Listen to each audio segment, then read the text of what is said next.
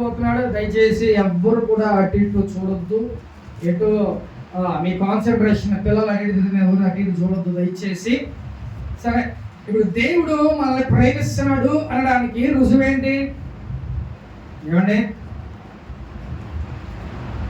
చెప్పాలి. నాకేదైనా మాట చెప్తే జస్ట్ ఐ విల్ గో, ముందుకెళ్ళిపోతా. ఏం చెప్తే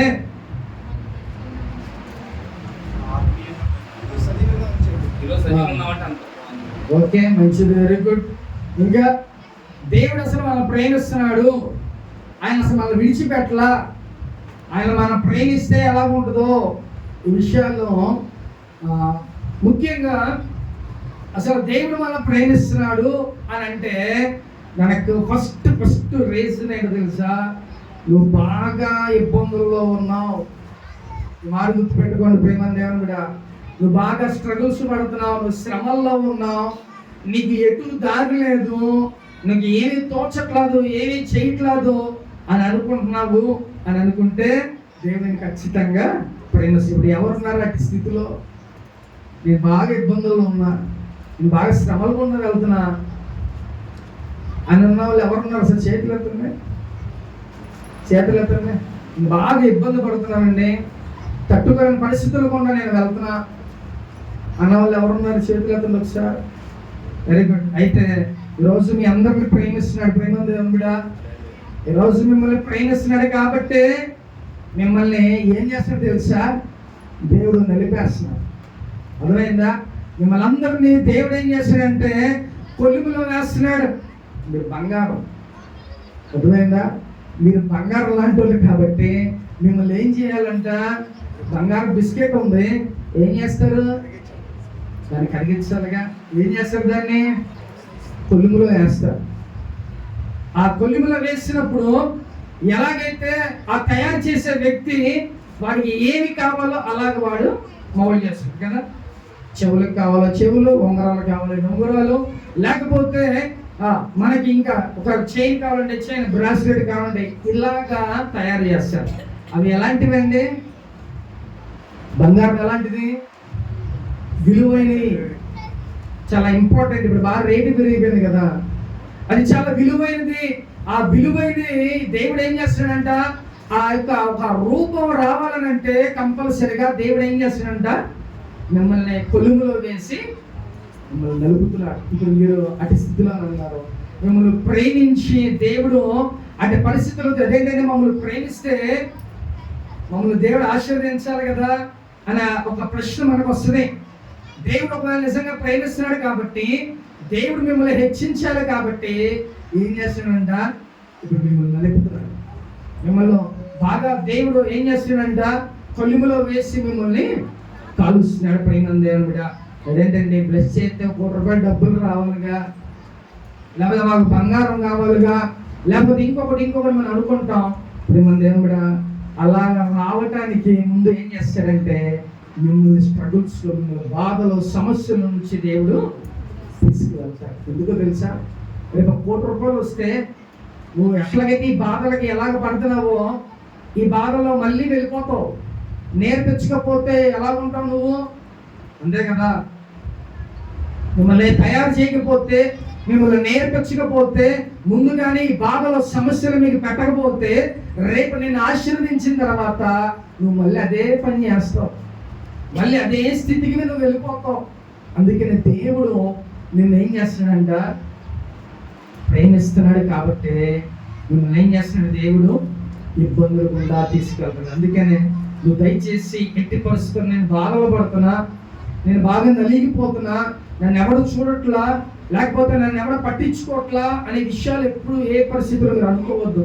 నిన్ను ప్రేమిస్తున్నాడు. ఎవరినైతే దేవుడు ప్రేమిస్తున్నాడో వాడిని శ్రమలు గుండా నడిపిస్తాడు. ఈ మాట మీరు జ్ఞాపకం చేసుకోవాలి. మనం సామాన్యంగా మనం ఏమనుకుంటాం?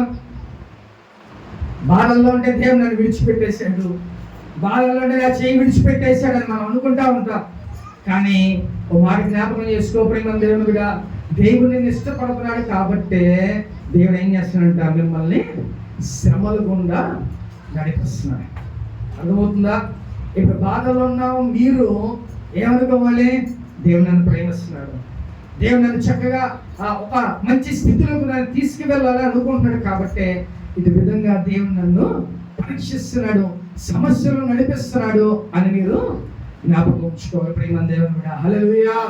కాబట్టి ఇప్పుడు మీరు కుటుంబ సమస్యల్లో ఉన్నారా, లేకపోతే ఆర్థిక ఇబ్బందులతో బాధపడుతున్నారా, లేకపోతే మనశ్శాంతి లేని బ్రతుకులో ఉంటున్నారా, ఇవన్నీ కూడా నిన్ను దేవుడు మంచిగా బ్లెస్ చేయటానికే దేవుడు నిన్ను ఇలాగా నిలుపుతున్నాడు. ఇలా శ్రమల గుండా మిమ్మల్ని తీసుకువెళ్తున్నాడు. ప్రేమ దేవుని కూడా ఒకసారి మీరు జ్ఞాపకం చేసుకోండి, మనకి మన జీవితంలో ఎన్నో ఒడిదుడుకులు వచ్చి ఉంటాయి. అవన్నీ ఇప్పుడు అలాగే ఉన్నాయా? ఎప్పటికప్పుడు దాటుకుంటూ వెళ్ళిపోతాం. కాబట్టి నువ్వు దేని గురించి కూడా బాధపడమాకు. ఈ శ్రమ, ఇప్పుడు పడుతున్న శ్రమ కూడా ఏమైపోద్దంట, వెళ్ళిపోద్ది, నీ నుంచి దూరం వెళ్ళిపోద్ది. కాబట్టి నువ్వేం చేయాలంట, చక్కగా దేవునికి నువ్వు చాలా దగ్గరగా నువ్వు ఉంటావు నేర్చుకో. అయ్యో నేను బాధల్లో ఉన్న, శ్రమలో ఉన్న, దేవుని అసలు విడిచిపెట్టేశాడే, నా ఎంట అసలు చూడట్లేదు అని మటుకు నువ్వు అనుకోవద్దు. దయచేసి నిన్ను ప్రేమిస్తున్నాడు కాబట్టి నిన్ను బ్లెస్ చేయాలని దేవుడు నిన్ను పరీక్షిస్తున్నాడు. ప్రేమ దేవుడ అర్థమవుతుందా అందరికీ? నువ్వు ఎందుకు శ్రమలు పడుతున్నావో తెలుసా, నువ్వు ఎందుకు స్ట్రగుల్ అవుతున్నావో తెలుసా, ఆశీర్వాదం పొందుకునే ముందు అలాగే ఉంటుంది. అర్థమవుతుందా? కాబట్టి బైబిల్ గ్రంథంలో దేవుడు ప్రేమించిన వ్యక్తులు ఎలాంటి స్థితిలో వాళ్ళు ఎలాంటి ప్రతి దాన్ని ఓవర్కమ్ చేశారంటే, ప్రతి ఒక్కటి దేవుడు వాటిని దాటేసుకుంటూ తీసుకొచ్చాడు. దేవుడు ప్రేమించిన వ్యక్తిని ఆశీర్వదించడానికి శ్రమల గుండా వాళ్ళని తీసుకెళ్ళారు. బైబిల్ గ్రంథంలో అనేక మంది ఉన్నారు. మొట్టమొదటిగా యోసేపుని ఏం చేశారంటే, దేవుడు మొట్టమొదటిగా ఏం చేశారంటే, నిన్ను బ్లెస్ చేయబోతున్నా, నీ అన్నలందరూ వచ్చి నీ యొక్క పాదాల ముందు ఉంటారని చెప్పారు. అంటే ఆ స్థితి రావాలని అంటే వెంటనే చేస్తాడా దేవుడు, నీకు నేర్పిస్తాడు.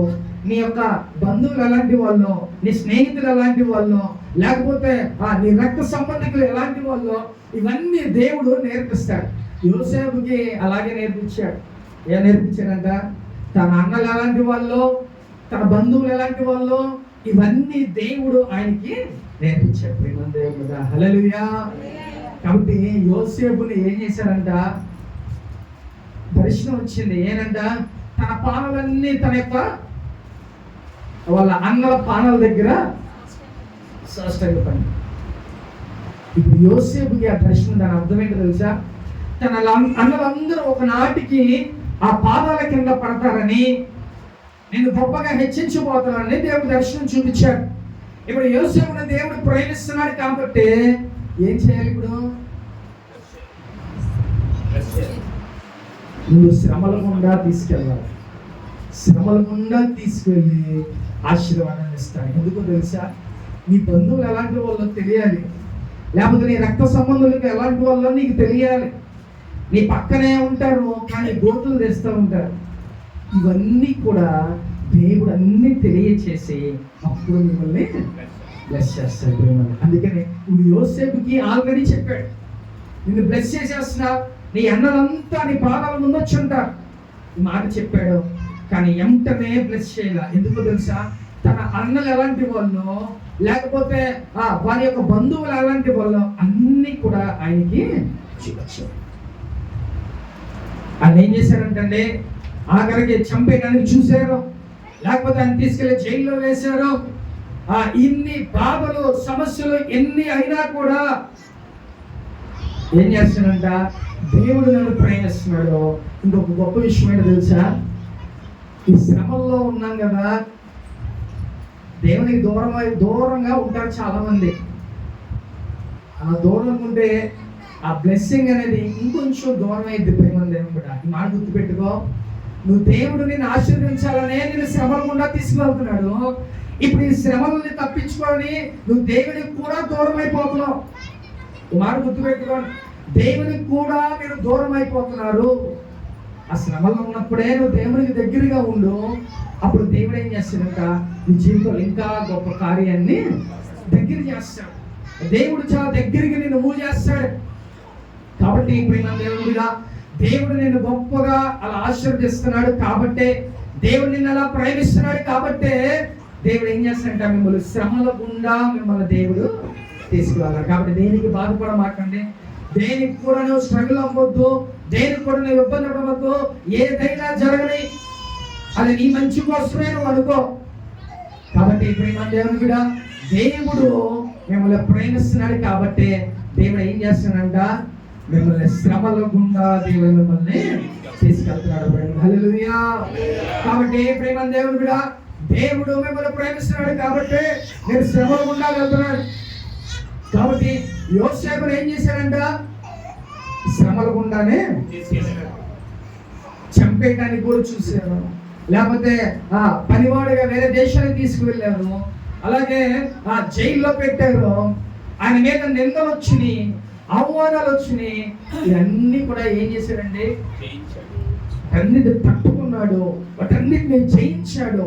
ఈ జయించడం మూలన దేవుడు ఏం చేశాడంట, గొప్పగా ఆ దేశానికి ఒక ప్రధానమంత్రిగా ఆయన ఆ ఫుడ్ యొక్క ఆ ప్రధానమంత్రిగా ఆయన దానికి చేశాడు. దేవుడు. కాబట్టి ఈ రోజు నువ్వు కూడా ఈ శ్రమలు తట్టుకోగలిగితే, నువ్వు కూడా ఈ బాధలన్నీ నువ్వు తట్టుకొని నిలబడగలిగితే దేవుడు నిన్ను కూడా ఆ స్థాయిలోకి, అంటే నీ పక్షం నువ్వు శ్రమల గుండా వెళ్తున్నావు కదా, తర్వాత ఏంటో తెలుసా, ఆశీర్వాదం. తర్వాత నీ కోసం కొన్ని బ్లెస్సింగ్స్ అనేవి దేవుడు దాచబడి ఉన్నాయి. కాబట్టి దయచేసి ఈ శ్రమలో ఉన్నప్పుడు దేవుడిని తిట్టుకోమాకండి, నువ్వు దయచేసి దేవుడిని సనుకోమాకు. ప్రేమ దేవుని బిడ్డ, దేవుడిని శ్రమలో పెడుతున్నాడు, నిన్ను ప్రేమిస్తున్నాడు, నువ్వు త్వరలోనే బ్లెస్ చేయబోతున్నాడు. కాబట్టి ఎవడి మాట నువ్వు వినొద్దు, ఎటు కూడా నువ్వు టర్న్ అవ్వద్దు. దేవుని మీదే నువ్వు గుడ్డిగా నువ్వు వెళ్ళిపో, బ్లైండ్ గా దేవుని వైపే నువ్వు వెళ్ళిపో. ఆ శ్రమలో కొద్ది కాలనే ఆ శ్రమ నుంచి దేవుడు నిన్ను గొప్ప ఆశీర్వదించడానికే, నిన్ను అన్ని నేర్పించడానికే దేవుడు ఏం చేస్తాడంట, శ్రమల్లో అనే కొలుగులో నిన్ను దేవుడు వేస్తున్నాడు. ప్రేమ దేవుని బిడ్డ, హల్లెలూయా. కాబట్టి ప్రేమ దేవుని బిడ్డ, ఇప్పుడు నువ్వు బాధలు పడుతున్నావు, శ్రమలు పడుతున్నావు అంటే దేవుడు నిన్ను ప్రేమిస్తున్నాడని నేను అర్థం చేసుకో. అయ్యో నా కుటుంబంలో సమాధానం లేదు, సమృద్ధి లేదు, లేకపోతే అప్పులు ఉన్నాయి, లేకపోతే ఇంకొకటి నన్ను అనేకమైన మాట్లాడుతున్నారు, ఇవన్నీ అంటున్నారంటే అంటే కొద్ది రోజుల్లోనే నువ్వు బ్లెస్ అవ్వబోతున్నాను అర్థం. ఇంకొద్ది రోజుల్లోనే ఆశీర్వాదం నీ దగ్గరికి రాబోతుంది. కాబట్టి నువ్వు ఎక్కడి నుంచి తొలగిపోకూడదు తెలుసా, దేవుని దగ్గర నుంచి దయచేసి నువ్వు ఆశీర్వాదం వస్తుంది. దయచేసి ఎటు కూడా నువ్వు వెళ్ళొద్దు, చక్కగా దేవుని మీద ఆధారపడి అలాగే నువ్వు ఉండు. దేవుడు చక్కగా నీ జీవితంలో కార్యం చేస్తాడు. ప్రేమ దేవుని మీద, హల్లెలూయా. కాబట్టి ఈ రోజు నువ్వు శ్రమల గుండా వెళ్తున్నావు అంటే దేవుడు నిన్ను బ్లెస్ చేస్తున్నాడు, దేవుడు నిన్ను ఆశీర్వదిస్తున్నాడు, దేవుడు నిన్ను ప్రేమిస్తున్నాడు. ప్రేమ దేవుని మీద, కాబట్టి మిగతా వాళ్ళని ప్రేమించట్లేదంటే వాళ్ళకన్నా దేవుడు శ్రమలు ఉన్న వాళ్ళే ఎక్కువగా ప్రేమిస్తున్నాడు. దేవుడు అందరినీ ప్రేమిస్తున్నాడు, కానీ ఎవరైతే శ్రమలు గుండా ఉంటున్నారో వాళ్ళనే దేవుడు ఎక్కువగా ప్రేమిస్తాడు. మాట మీరు జ్ఞాపకం చేసుకోండి. నిన్ను ప్రేమిస్తున్నాడు కాబట్టి నిన్ను శ్రమల గుండా దేవుడు నడిపిస్తున్నాడు. నిన్ను ప్రేమిస్తున్నాడు కాబట్టి రాబోయే రోజుల్లో దేవుడు నేను గొప్పగా ఆశీర్వదించబోతున్నాడు. ప్రేమ దేవుడా, హల్లెలూయా. కాబట్టి ఆశీర్వదించబోయే ముందు ఏమొస్తుందంట, శ్రమలు వస్తాయి, ఇబ్బందులు వస్తాయి, ఇరుకులు వస్తాయి. వీటన్నిటి నుంచి దేవుడు త్వరలోనే నీకు విడుదల ఇవ్వబోతున్నాడు. ప్రేమ దేవుడా, హల్లెలూయా. కాబట్టి యోసేపుని దేవుడు ప్రేమిస్తున్నాడు కాబట్టి దేవుడు ఆయనకి ఏంటి శ్రమలు పెట్టాడు. ఆ శ్రమల తర్వాత ఏమైందంట, ఆశీర్వాదాన్ని పొందుతున్నాడు. ఎవరు కూడా టచ్ చేయని స్థితిలో కానీ వెళ్ళిపోయాడు. రాజు కూడా ఏదంటే అదే ఆ స్థితికి జైల్లో ఉన్నాడు. ఆఖరికి నిందలు అవమానాలు ఎన్ని ఉన్నా కూడా ఏమైపోయిందంట, రాజు కూడా నువ్వు ఏదంటే అదే. కాబట్టి ఆ స్థితికి వెళ్ళిపోయాడు. కాబట్టి దేవుడు ఎలాగైతే అని చెప్పాడో చూపించాడో తన అన్నలందరూ ఏమైపోయారంట, వెళ్ళిపోయి సాష్టాంగపడి. కాబట్టి ఈరోజు ఆయన ప్రేమించాడు దేవుడు. ఆయన శ్రమలు పడ్డ ఇవన్నీ కూడా వాటన్నిటి నుంచి దేవుడు విడిపించి గొప్ప స్థితిలో ఆయన్ని ఇచ్చాడు. మరి నిన్ను కూడా దేవుడు అలాగే ఉంచబెడతాడా లేదా?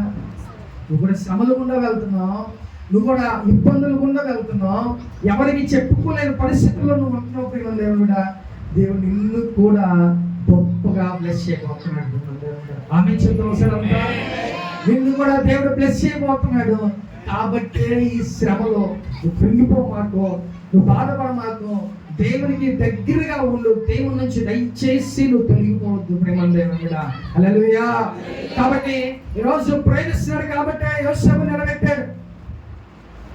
అలాగే దేవుడు ఇంకొక వ్యక్తి కూడా చిన్న శ్రమలను పెట్టాడు. ఏంటంటే ఏలియాను కూడా దేవుడు ఏం చేశాడు తెలుసా? ఏలియాను కూడా కెరూతు వాగు దగ్గరికి వెళ్ళమన్నాడు. ఆయన ప్రాణభయంతో పారిపోతున్నాడు. ఏలియా ఎలాంటి వాడంట? ఆయన గొప్ప ప్రవక్త. ఆయన ప్రార్థన చేయగా వర్షం ఆగిపోయింది. ప్రార్థన చేయగా వర్షం, అంత గొప్ప సేవకుడు అంటే 3.5 సంవత్సరాల పాటు వర్షం ఆగిపోయింది. అయితే ఈ 3.5 సంవత్సరాల పాటు వర్షం ఆగిపోయినప్పుడే ఏలియా ఎటు పారిపోయాడంటే 300 కిలోమీటర్లు ఆయన పారిపోతే దేవుడు ఏం చెప్పాడంటే, అయ్యా నాకు ఆకలి వేస్తుందయ్యా అని అడిగితే దేవుడు ఏం చేస్తాడో తెలుసా? కెరూతు వాగు దగ్గరికి వెళ్ళు, నేను అక్కడ నిన్ను పోషిస్తాను. ఇప్పుడు ఏలియా ఏ స్థితిలో ఉన్న? ఆకలి వేస్తుంది ఆయనకి బాగా దాహం వేస్తుంది. అయితే ఏం చేశాడంట? వెళ్ళి ఆ వాగు దగ్గరికి వెళ్ళి నిన్ను పోషిస్తాను. అలాగానే ఏం చేశాడంట? ఆ వాగులో నీళ్లు తాగు.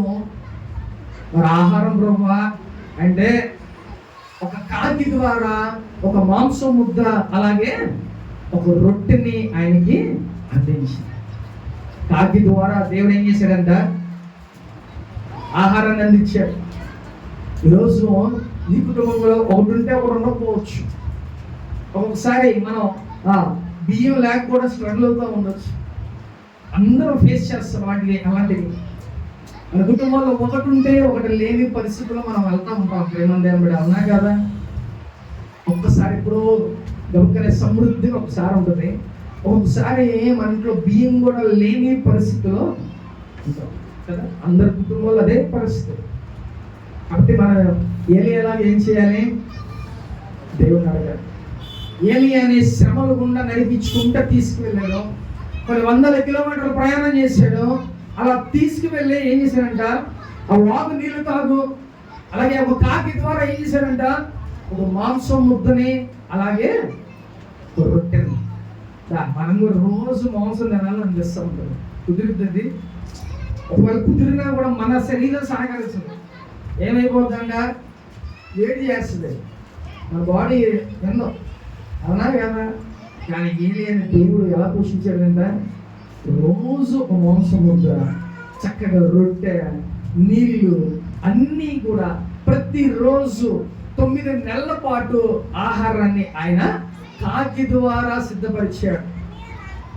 ఏమంటే ఒక కాకి ద్వారా నీకు సహాయం పంపించిన దేవుడు నీకు కూడా దేవుడు ఎటో ఒకటి నుంచి దేవుడు సహాయాన్ని. ఈరోజు నీ కుటుంబంలో సమృద్ధి లేకపోవచ్చు, లేకపోతే నీ ఇంట్లో ఒకటి ఉంటే ఒకటి లేకపోవచ్చు.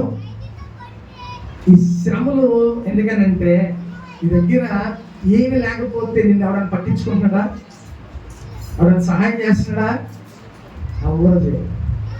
నాకు తెలిసైతే ఎవరు చేయరు. లేదా ఒకసారి చేస్తారు, 2 సార్లు చేస్తారు, 10 చేస్తారా? కానీ నా దేవుడు నిన్నెప్పుడు కూడా ఆదుకుంటాడు. నీకు ఏది లేకపోయినా, లేకపోతే ఏమి నీకు లేకపోయినా, ఇంట్లో ఎలాంటి నీకు సమృద్ధి లేకపోయినా ఏం చేయాలంట? నువ్వు ప్రార్థన చేయాలి. దేవుడు అడిగాడు, ప్రభువా నాకు ఆకలి వేస్తుంది, ప్రయాణం చేసి చేసి అలిసిపోయాను ప్రభువా, ప్రాణ భయంతో నేను పరుగులేడుతున్నా, నాకు ఆకలి వస్తుంది, లేకపోతే నాకు మంచి నీళ్ళు అవుతున్నాయి అని అడిగాడు. అడిగిన 2 కూడా దేవుడి సమృద్ధిగా ఆయనకి ఇచ్చాడు. దేవుడు ఒకసారి ఇంట్లో బియ్యం లేకపోతే నేనేం చేస్తాను తెలుసా? ఆ బియ్యం డ్రమ్ము పక్కనే ప్రార్థన చేసుకుంటాలే. ఇప్పుడు ఆ బియ్యం డ్రమ్ మీద ప్రార్థన చేసుకుంటాడు. ప్రభా ఇది ఎప్పుడు నిండుగానే ఉండాలి, ఎప్పుడు కూడా తగ్గకూడదు అని ప్రార్థన చేసుకుంటే దేవుడు చక్కగా సమృద్ధిని ఇస్తాడు. నువ్వు కూడా ప్రార్థన చేయి, ఎవరిని అడగద్దు, ఏం చేయొద్దు. ప్రేమ కూడా నీ ఇంట్లో ఏది లేకపోయినా నువ్వు మోకరించి ప్రార్థన చేయి, దేవునికి సహాయం పంపిస్తాడు. ఏలియా కూడా ఆకలితో దేవుని అడిగితే దేవుడు చక్కగా నీళ్ళని ఇచ్చాడు. అలాగే కాకి ద్వారా చక్కగా ఆహారాన్ని ఇచ్చాడు. అంత గొప్ప దేవుడు అండి మన దేవుడు. కాబట్టి ఈరోజు నీ కుటుంబంలో ఏదైతే లేదో, దేని గురించి నువ్వు శ్రమలు పడుతున్నావో వాడి గురించి నువ్వు ప్రార్థన చేయి. అటు ఇటు చూడొద్దు దయచేసి. నువ్వు ప్రార్థన చేస్తే కాకి ద్వారానే దేవుడు సహాయం పంపించాడు. ఏమంటే నీకు కూడా పంపించరా దేవుడు? ఏలియా మన స్వభావం లాంటి వాడే, ఆయన ప్రవక్తే, కానీ ఒక మనిషే కదా. నువ్వు కూడా ప్రార్థన చేస్తే దేవునికి సహాయాన్ని పంపిస్తాడు. ప్రేమ దేవుడు కూడా. హల్లెలూయా.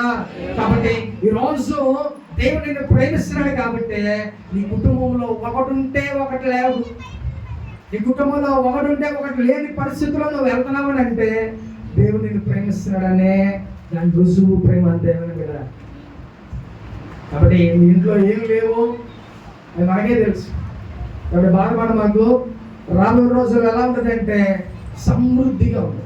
ఇది లేదే అది లేదే అని మనం చూసుకోవడానికి లేదుగా. ఎవ్రీథింగ్, ప్రతిదీ కూడా ఇంట్లో లాగా ఉంటుంది. అర్థమవుతుందా? కాబట్టి ఇప్పుడు నీ ఇంట్లో ఏమి లేవు అది దాని గురించి నువ్వేం చేయాలి? ప్రార్థన చేయాలి. ఏలే కూడా చేతులెత్తి ప్రభువా నాకు ఆకలి వేస్తుంది, ప్రభువా నాకు దాహం వేస్తుంది, తినటానికి ఆహారం లేదు, ఇక నేను చచ్చిపోతానేమో, లేకపోతే నన్ను తీసేసుకో అని ఏలే అంటే నేనున్నాగా కంగారు మాకు అని చెప్పి దేవుడు ఏం చేశాడంట? చక్కగా తాగటానికి సమృద్ధిగా వాగు దగ్గరికే పంపించాడు. నీ ఎన్ని నీళ్లు కావాలా నీళ్ళు తాగు అని కాకి ద్వారా దానికి డ్యూటీ చేసాడు. నువ్వు రోజు నా బిడ్డకి ఆహారం అందించు. మనుషులు మనమేమో జంతువులు కంటే దేవుని మాట చాలా విచిత్రం. ప్రేమ దేవుని మీద దేవుని మాట మనం వినం, కానీ కాకులు తూచా తప్పకుండా సమయానికి ఆహారాన్ని పంపిస్తున్నాయి. కాబట్టి ఈరోజు ప్రేమ దేవుని బిడ్డ, నువ్వు కూడా నీ కుటుంబంలో ఏమి లేకపోతే, లేకపోతే ఒకటి ఉండి ఒకటి ఉండకపోతే ఆ స్థితిలో ఉన్నావా? దేవుని నిన్ను ప్రేమిస్తున్నాడు. దేవుని రాబోయే రోజుల్లో సమృద్ధిని కుటుంబంలో ఉంచబోతున్నాడు. ప్రేమ దేవుని బిడ్డ. హల్లెలూయా. కాబట్టి దేవుడు అట్టిగా మిమ్మల్ని ఆశీర్వదిస్తున్నాడు. కాబట్టి నీ కుటుంబంలో ఒకటి ఉంటే ఒకటి ఉండట్లా. మాట జ్ఞాపకం చేసుకోండి. కానీ ఇప్పుడు దాకా మనం ఏమనుకున్నాం తెలుసా? అరే బియ్యం ఉంటే లేకపోతే కూరగాయలు ఉండవు, లేకపోతే ఆయిల్ ఉంటే లేకపోతే ఇంకోటి ఉండవు అని అనుకుంటున్నావా? చక్కగా ప్రార్థన చేసుకో. ఇవన్నీ రేపు ఏమవుతాయంట? గొప్పగా సమృద్ధిగా దేవుడు నీ కుటుంబంలో ఉంచుతారు. దేవుడుగా. కాబట్టి ఈరోజు ఎవరి ఇంట్లో అయితే సమృద్ధి లేదో, ఎవరైతే ఒకటి ఉంటే ఒకటి లేకపోకుండా బాధపడుతున్నారో, ప్రేమ దేవుడుగా దయచేసి దేవుని దగ్గర ప్రార్థన అడుగు. ఇవే కూడా ఏమడిగాడు? తాగడానికి మంచి నీళ్ళు పోయా, తినటానికి ఆహారం, నాకు ఆకలి వస్తుంది ప్రభువా అని అడిగాడు. ఆయన ఎలాంటి ప్రవక్త. ఆజ్ఞ ఇస్తే వర్షం ఆగిపోయింది 3-4 సంవత్సరాలు. అలాంటి వ్యక్తి ఏం చేస్తాడు? దేవుని దగ్గర నువ్వు కూడా అలాగే అడగాలి దేవుని దగ్గర. నువ్వు కూడా స్పీస్గా దేవుని దగ్గర నీకు ఏది కావాలో నువ్వు అది దేవుని దగ్గర అడుగు, బతిమలాడు. దేవుని నీ కుటుంబంలో సమృద్ధిని ఇస్తాడు. ప్రేమ దేవుడు. హల్లెలూయా. కాబట్టి ఈరోజు దేవుడు నిన్ను ప్రేమిస్తున్నాడు కాబట్టి నీ కుటుంబంలో ఒకటి ఉంటే ఒకటి ఉండట్లా. కానీ మామూలుగా మనం ఇప్పుడు దాకా ఏమనుకుంటున్నాం? అది ఇంటర్బాబు ఎంత ఇబ్బంది అంటే సమృద్ధిగా ఉంటే మనం దేవుని మనల్ని ఏంటంట మనం దూరంగా ఉంటాం దేవునికి. కానీ కొంచెం నిన్ను శ్రమలకు పెడుతుంటే ఒకటి ఉండి ఒకటి లేకపోతే ఏమైందంటే నీ బంధువులు ఎలాంటి వాళ్ళు, నీకు ఎవరిస్తారో ఎవరెవరో లేకపోతే ఏంటో అవన్నీ దేవుడు నేర్పిస్తాడు. రేపు నీకు సమృద్ధి ఉన్నప్పుడు ఏం చేస్తాడు? ఆహా ఆ చుట్టాల దగ్గర బాగున్నాయని చెప్పి అందరూ చెప్పారు. అవునా కదా? నీకు సహాయం చేయనివాడు కూడా నీ దగ్గరికి వస్తాడు. కాబట్టి జ్ఞాపకం చేసుకో. అప్పుడు ఏం చేయాలంటే వాళ్ళు కూడా దూరం మంచిది. అది దేవుడు నేర్పిస్తున్నాడు అవన్నీ. కాబట్టి దేవుడు ఎటో గడు నుంచి దేవుడు నీకు కూడా సహాయం పంపిస్తాడు. దానికి రుజువేంటి? ఏలియాకి కాకి ద్వారా పంపించాడు. నీకు కూడా దేవుడు ఏదో ఒక రూపంలో దేవుడు నీకు సహాయాన్ని పంపిస్తాడు. కాబట్టి నువ్వేం చేయాలంట? దేవుడు నిజంగా నన్ను ప్రేమిస్తున్నాడు కాబట్టి ఆయన నన్ను ఇప్పుడు శ్రమల గుండా తీసుకెళ్తారు. ఈ శ్రమల తర్వాత దేవుడు నన్ను గొప్పగా ఆశీర్వదిస్తున్నాడు. కాబట్టి ప్రేమ దేవుని బిడ్డ, ఈ రోజు శ్రమలు అనుభవిస్తున్నావంటే, నీ ఇంట్లో ఒకటి ఉంటే ఒకటి లేదు అని అంటే దేవుడు కంపల్సరిగా నిన్ను రేపు ఎలా ఉంటుంది అంటే ఇక ఇంట్లో సమృద్ధి ఉంటుంది. నువ్వు ఏది బయటికి వెళ్ళి కూడా కొనుక్కోలేని పరిస్థితి కాదు. దేవుడిగా ఫుల్గా నీ గృహంలో ఫుల్గా ఉంచేస్తాడు. ఇప్పుడు దాకా పడు ఇంకా ముందుకు వెళ్ళు అయినా పర్లా, దేవుడు రాబోయే రోజుల్లో నీ కుటుంబంలో సమృద్ధిని దేవుడు అనుగ్రహిస్తాడు. ప్రేమ దేవుడు. హల్లెలూయా. కాబట్టి బైబిల్ గ్రంథంలో యోసేపును ప్రేమించాడు కాబట్టి శ్రమల గుండా తీసుకువెళ్ళి ఆయన ఏం చేశాడంట, గొప్ప స్థితిలోకి దేవుడు తీసుకెళ్ళాడు. అంటే దీన్ని బట్టి మనకు ఒకటి ఏమర్థం తెలుసా, శ్రమలు వస్తాయి అనంటే ఆశీర్వాదం పక్కనే ఉంది, అది దాగి ఉంది. నిన్ను ఆశీర్వదించటానికే దీని నుంచి దేవుడు తీసుకువెళ్తున్నాడు. కాబట్టి నువ్వు బాధపడమాకు ప్రేమ దేవుడా. మనల్ని ఏం చేస్తారంట, చిన్న చూపుగా చూస్తూ ఉంటారు. ఏమంటే అవునా కదా, ఎప్పుడు మన క్షమించి మనం పట్టించుకోకూడదు. ఎందుకంటే మన పక్షాన్ని దేవుడు ఉన్నాడు, ఆయన ఏదైనా చేస్తాడు. మనం ఏం చేస్తాం, బాగా డబ్బున్న వాళ్ళని ఏం చేస్తాం, అదే బాగా డబ్బున్న వాళ్ళు వచ్చారనుకో ఏం చేస్తాం, అయ్యా అయ్యా అయ్యా అదే కొంచెం లేనోడు వస్తే, కొంచెం బట్టలు బాగోకుండా వస్తే వాళ్ళు గౌరవిస్తామా? కానీ ప్రేమ దేవుడు కూడా మాట గుర్తుపెట్టుకో, మనం ఏ స్థితిలో ఉన్నా, నువ్వు ఎలాగ ఉన్నా కూడా దేవుడు నిన్ను చక్కగా ప్రేమిస్తాడు. అందుకే మొదటి సమూయేలు గ్రంథంలో ఉంటుంది, చూద్దామా 16వ అధ్యాయం 16వ పదిహేడు ఒకసారి చూద్దాం. నేను నీ ఎత్తును చూడట్లా, నీ రంగును చూడట్లా, ఆ వచ్చిన చేసి చూడవా. మొదటి సమూయేలు గ్రంథం ఎంతమ్మా, అధ్యాయం ఎంత? అయితే యెహోవా సమూయేలుతో బాబు సమూయేలు వాడు గుర్తు పెట్టుకో, నేను మనుషులు ఏం చేస్తారంట, వాడికి డబ్బు ఉంది, వాడు కారు వేసుకుని వచ్చాడు లేకపోతే ఫ్లైట్ లో వచ్చాడు, ఇవన్నీ చూస్తారు మనుషులు. కానీ నేనేం చూస్తానో తెలుసా, చదవాలి ఒకసారి. మనుషులు లక్ష్య పెట్టు వాటిని యెహోవా లక్ష్య పెట్టడు. ఓకే, నేను అతని త్రోసివేసి ఉన్నాను. మనుషులు పై రూపమును లక్ష్య పెట్టుదురు కానీ యెహోవా హృదయమును లక్ష్య పెట్టును. హల్లెలూయా. ఇప్పుడు దేవుడు ఏం చూస్తాడంట, మనుషులైన మనం ఏం చూస్తామంట, పై రూపం. వీడు అందగాడరా, వీడు బాడీ బిల్డర్ రా, లేకపోతే వీడు కారులోంచి వస్తున్నాడు రా, ఫ్లైట్ నుంచి వస్తున్నాడు, లేకపోతే ఇంకొక దాని మీద వస్తున్నాడు అని మనం చూసి వాటిని చూసి గౌరవిస్తూ ఉంటాం, లేకపోతే వాటిని చూసి మనం లెక్క చేస్తూ ఉంటాం. కానీ నా దేవుడు నువ్వు ఎలాగైనా ఉండు. అందుకని సమూయేలు ప్రవక్త అంటున్నాడు, బాబు సమూయేలు ఓ మాట గుర్తు పెట్టుకో, మనుషులు లక్ష్య పెట్టే వాటిని నేను అసలు లక్ష్య పెట్టను. అర్థమవుతుందా? మనుషులు లక్ష్య పెట్టే వాటిని నేను అసలు లక్ష్య పెట్టను. అందుకని దేవుడు ఏమంటాడు, మీ ఆలోచనలు వరమా, మీ ఆలోచన చాలా చిన్నగా ఉంటే నా ఆలోచనలు చాలా, మీ పక్షాన నా ఆలోచనలు చాలా గొప్పగా ఉన్నాయి, మీరే ఇంకా చాలా తక్కువగా ఆలోచిస్తున్నారు, మీరే నేను ఇంకా చిన్న దేవుడిని అనుకుంటున్నారు, లేకపోతే నా దేవుడు ఇంకా చిన్న చిన్న కార్యాలు చేస్తాడని అనుకుంటున్నారు. కానీ నా దేవుడు మీ పక్షాన గొప్ప అద్భుత కార్యాలు చేస్తాడు. ప్రియమైన దేవుని బిడ్డ.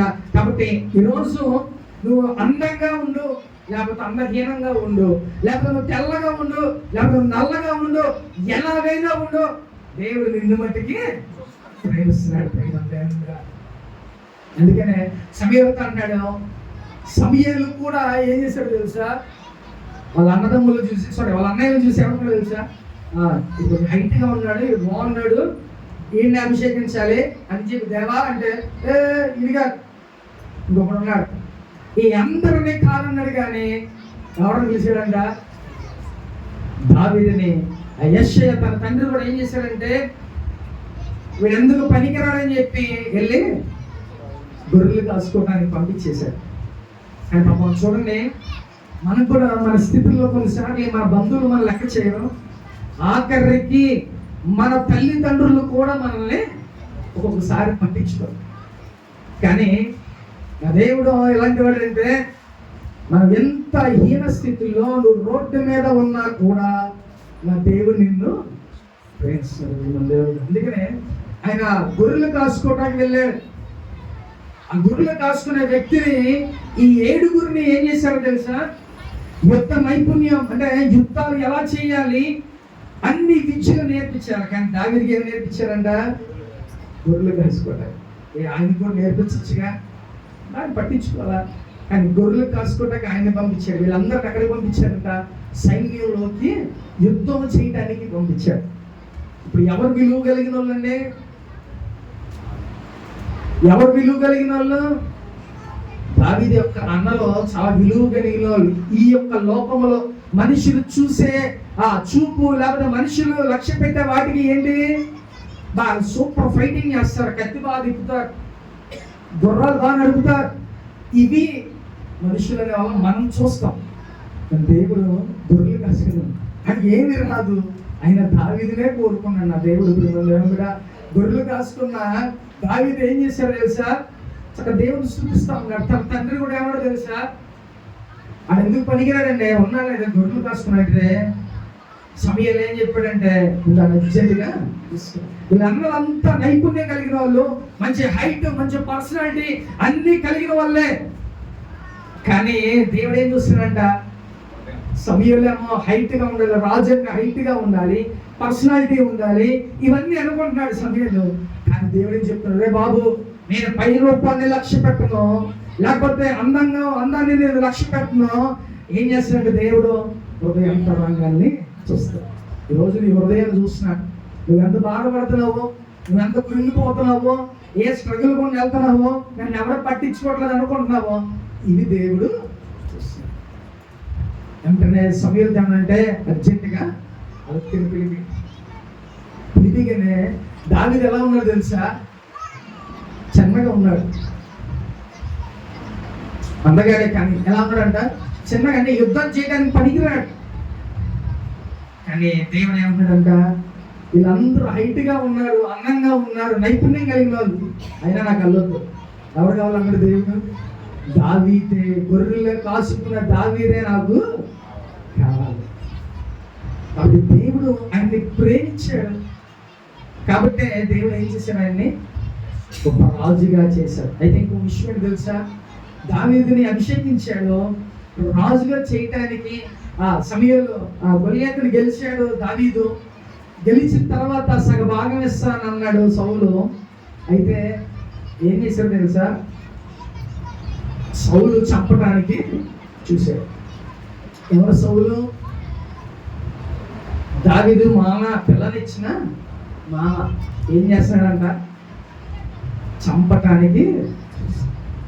అంటే మన బంధువులు అందరు కొంతమంది మంచోళ్ళు ఉంటారులే, కానీ కొంతమంది అనుకుంటూ ఉంటారు, నమ్మకండి. అర్థమైందా? మన చుట్టాలు కొంతమంది. అర్థమవుతుందా? పిల్లనిచ్చిన మామే ఏం చేస్తాడంట? చంపేద్దాం చూశాడు. ఉరుకులు పెట్టాడు, కొండల మీద, గుట్టల మీద, లోయల్లో ఎక్కడ పడితే అక్కడ ఆయన దాక్కున్నాడు, ఏడ్చాడు, ప్రార్థన చేశాడు. ఇన్ని చేయగా ఈ శ్రమలు గుండా వెళ్తే ఏమయ్యాడంట? ఆఖరికి రాజుని చేశాడు. సౌలును చంపేసి ఏమయ్యాడంట? రాజు అయ్యాడు. సౌలు చనిపోగానే ఈయన అప్పుడు దాకా ఏమయ్యాడంట? శ్రమలు, కొండలు వెళ్ళి దాక్కున్నాడు, లోయలు వెళ్ళి దాక్కున్నాడు, గుట్టల్లో దాక్కున్నాడు, అన్ని చోట్లకి వెళ్ళి దాక్కొని ఆ జనాలకి దూరంగా బతికాడు. తర్వాత ఏమయ్యాడంట? రాజుగా దేవుడు చేశాడు. ఎందుకని? దావీదుని దేవుడు ప్రేమిస్తున్నాడు. దేవుడు ప్రేమించే వ్యక్తుల్ని ఏం చేస్తాడు? మొట్టమొదటిగా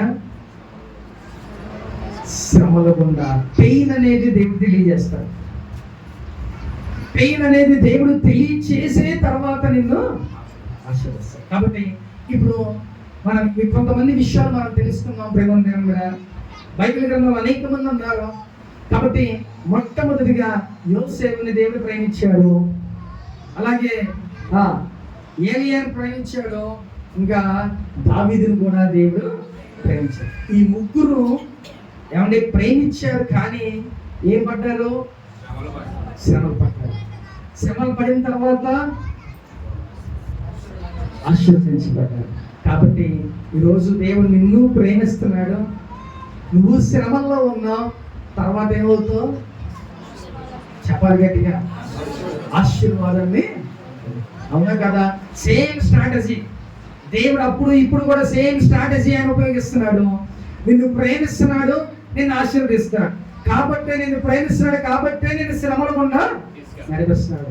రేపు మనకు తెలియదు నువ్వు ఎలా ఆశీర్వదించబడతావో, నువ్వు ఎలా గొప్ప స్థితిలో ఉంటావో నీకు తెలియదు, కానీ నా దేవునికి తెలుసుకుని మన దేవుని బిడ్డ. కాబట్టి మనల్ని ఏం చేస్తున్నాడు? దేవుడు ప్రేమిస్తున్నాడు కాబట్టే శ్రమల గుండా నువ్వు వెళ్తున్నావు. నువ్వు శ్రమల గుండా వెళ్తున్నావు కాబట్టి రాబోయే రోజుల్లో దేవుడు నిన్ను గొప్పగా ఆశీర్వదించబోతున్నాడు. అవునా కదా? యోసేపుని, ఏలియాని, దావీదుని ఏం చేశాడంట? ప్రేమిస్తున్నాడు ఆయన. దావీదు ఎలాంటి వాడంటే నా హృదయానుసారుడు అని చెప్తున్నాడు దేవుడు. ఎంత గొప్ప మాట! దావీదు నా హృదయానుసారుడు అంటే నేను ప్రేమిస్తున్నాను అలా చెప్తున్నాడు దేవుడు. అందుకే ఏం చేస్తున్నాడు? అన్ని తెలియాలి. తన మామ గురించి తెలియాలి, తన అన్నల గురించి తెలియాలి, తన తండ్రి గురించి తెలియాలి, తన బంధువుల గురించి తెలియాలి. ఇవన్నీ తెలిసిన తర్వాతే దావీదుని ఆశీర్వదించాడు. కాబట్టి ఈరోజు నువ్వు కూడా శ్రమల గుండా వెళ్తున్నావు అంటే దేవుడు నిన్ను ప్రేమిస్తున్నాడు. నాకే ఎందుకు ఈ శ్రమలు అనుకో, మాకు శ్రమలు వచ్చినాయి అని అంటే నిన్ను దేవుడు గొప్పగా బ్లెస్ చేస్తున్నాడు అనే దాని అర్థం. కాబట్టి శ్రమలో ఉన్న మనం ధన్యులు ప్రేమ దేవుడు కూడా. శ్రమల గుండా వెళ్తున్నామంటే నిన్ను నన్ను దేవుడు ప్రేమిస్తున్నాడు. మాట గుర్తుపెట్టుకో. నిన్ను ఎవరు పట్టించుకోకపోయినా నా దేవుడు నిన్ను పట్టించుకొని నిన్ను ముందుకి తీసుకువెళ్తాడు. ప్రేమ దేవుని బిడ్డ. హల్లెలూయా. కాబట్టి ఈ రోజు మనందరినీ దేవుడు ఏం చేస్తాడంట? ప్రేమిస్తున్నాడు. కాబట్టి శ్రమల గుండా మనల్ని దేవుడు తీసుకువెళ్తున్నాడు. ప్రేమ దేవుని బిడ్డ. కాబట్టి నువ్వు శ్రమలు వస్తున్నాయి కదా అని బాధపడవా. నువ్వు శ్రమలే రేపు ఆశీర్వాదం. దావీదుకి అలాగే అయింది, ఏలియాకి అలాగే అయింది, అలాగే ఏలియాకు కూడా అలాగే. కాబట్టి శ్రమలు తర్వాతే ఆశీర్వాదం. ముందుగా ఆశీర్వాదం ఏం రాదు, గుర్తుపెట్టుకోండి. ముందుగా ఆశీర్వాదం ఏమీ రాదు. కానీ ఈ శ్రమలు నువ్వు ఎంత బాధపడ్డావో అంతకన్నా గొప్పగా దేవుడు నిన్ను సంతోషంగా ఉంచుతాడు. ఇంక ఇప్పుడు అయిపోతాయి. అర్థమవుతుందా? శ్రమలు ఎలా ఉంటాయంటే బాగా ఇబ్బంది, ఇక చాలా స్ట్రగుల్స్, ఇక మనం చచ్చిపోదాం అనుకుంటాం. అలాంటి శ్రమలు వస్తాయి, ఊరకనే రావు. అర్థమైందా? ఎలాంటి శ్రమలు వస్తాయంట? ఇక మనం చచ్చిపోతే బాగుండు, అక్కడ దాకా దేవుడు తీసుకెళ్ళి వెంటనే నీ పరిస్థితిని మార్చేస్తాడు. అర్థమైందా? కొద్ది ఓపిక పట్టు. ఆ శ్రమలు గుండా వెళ్తున్నాం అంటే దేవుడు నిన్ను ప్రేమిస్తున్నాడు. నన్ను చూడట్లా అనుకో మాకు. నా దేవుడు నిన్ను చూస్తున్నాడు, నువ్వు పడే శ్రమలు చూస్తున్నాడు. రాబోయే ఆశీర్వాదం కోసం నువ్వు చక్కగా వెయిట్ చేయి. దేవుడు నిన్ను గొప్పగా ముందుకు తీసుకెళ్తాడు, ఆశీర్వదిస్తాడు. ప్రేమ దేవుని బిడ్డ. ఈ రోజు నువ్వు శ్రమల్లో ఉన్నావా? దేవుడు నిన్ను ప్రేమిస్తున్నాడు. ప్రేమ దేవుని బిడ్డ. ప్రేమిస్తున్నాడంటే వాటి నుంచి నిన్ను విడిపించి గొప్ప చేయబోతున్నాడు. ప్రేమ దేవుని బిడ్డ. హల్లెలూయా. కాబట్టి దేనికి కూడా నువ్వు కృంగిపోవాల్సిన అవసరం లేదు. ఇప్పుడు ఎవరి శ్రమల్లో వారు చేతికెత్తండి ఒకసారి. ఎవరి శ్రమల్లో ఉన్నారు? ఈ అందరినీ దేవుడు, నన్ను కూడా దేవుడు ప్రేమిస్తాడు. రాబోయే రోజులు ఎలా ఉంటామో తెలుసా? మన పరిస్థితులు మాట గుర్తుపెట్టుకోం. మా పాస్టర్ గారు ఒకసారి వాక్యం చెప్పాడు, ఇది గుర్తుపెట్టుకోండి. అర్థమైందా? రాబోయే రోజుల్లో గొప్పగా మిమ్మల్ని బ్లెస్ చేయబోతున్నారు మన దేవుని బిడ్డ. ఆమెను చెప్తాం ఒకసారి గట్టిగా. కాబట్టి ఈ శ్రమలు అందుకనే దేవుడు మనకి ఏలో చేశాడు.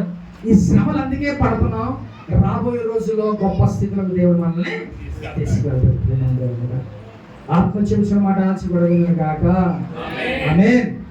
అందరూ మోకరించి ప్రార్థన చేసుకుందాం. అందరూ మోకరించారు.